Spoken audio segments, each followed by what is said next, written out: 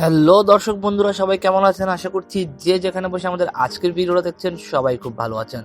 দর্শক বন্ধুরা, আমাদের আজকের ভিডিওটা কিন্তু অন্য সব ভিডিও থেকে স্পেশাল হতে যাচ্ছে, বিকজ আজকে আমরা যে ফোনটা নিয়ে কথা বলবো সেই ফোনটা এবং এই কোম্পানিটা কিন্তু ফোন মার্কেটে একদমই নতুন।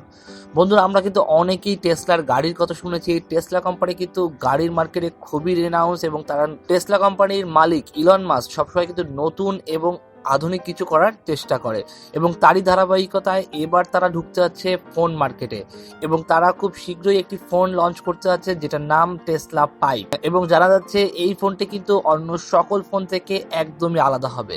দর্শক বন্ধুরা, এই ফোনের সব থেকে হাইলাইটেড বিষয় থাকবে এই ফোনটিতে পাওয়া যাবে সোলার সিস্টেম ব্যাটারি, অর্থাৎ এই ফোনটির চার্জ ফুরিয়ে গেলে এটি কিন্তু অটোমেটিকলি সূর্যের আলো থেকে আবার চার্জ করে নিবে। তার সাথে থাকছে স্যাটেলাইট পদ্ধতিতে নেটওয়ার্কিং এর সুবিধা। সো এই সকল ফিচার্স ছাড়াও আরো অনেক ফিচার্স থাকছে এই ফোনে, এবং এই ফোনে সম্ভাব্য কবে নাগাদ লঞ্চ হতে পারে, কত প্রাইসে লঞ্চ হতে পারে, আমাদের দেশে কবে নাগাদ আসবে, এই সকল কথাবার্তা থাকবে পুরো ভিডিও জুড়ে। এবং পুরো ভিডিওতে থাকবো আমি ইমরান, আর আপনারা দেখছেন ভয়েস অফ ইমরান। যারা যারা চ্যানেলটিতে প্রথমবারের মতো দেখছেন তারা অবশ্যই চ্যানেলটা সাবস্ক্রাইব করে আমাদের সঙ্গে থাকবেন, আর যারা রেগুলার দেখছেন তারা অবশ্যই চ্যানেলটাতে লাইক দিয়ে আমাদের সঙ্গে থাকবেন। দর্শক বন্ধুরা, প্রথমে যদি এই ফোনের ডিজাইন নিয়ে কথা বলি, এই ফোনটি কিন্তু চমৎকার ডিজাইন করা হয়েছে।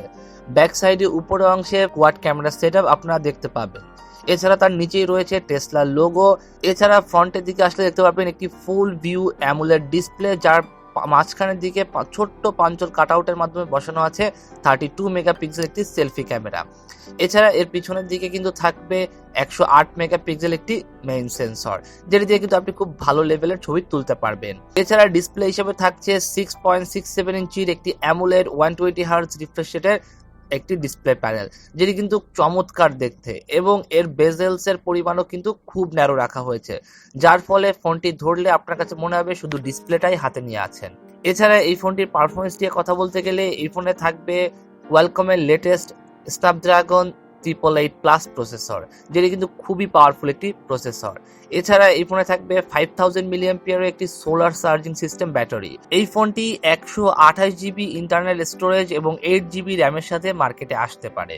কোয়ালকমের সব থেকে আপডেটেড প্রসেসর থাকার কারণে এখানে কিন্তু আপনারা খুবই ভালো পারফরমেন্স পেয়ে যাবেন, এবং এতে থাকবে টেসলার নিজস্ব কাস্টম ইউআই, যেটি কিন্তু আশা করা যাচ্ছে খুবই ভালো হবে, কারণ এই ইউআই ডেভেলপের পিছনে কিন্তু অনেক মানুষ অনেক কষ্ট করছে।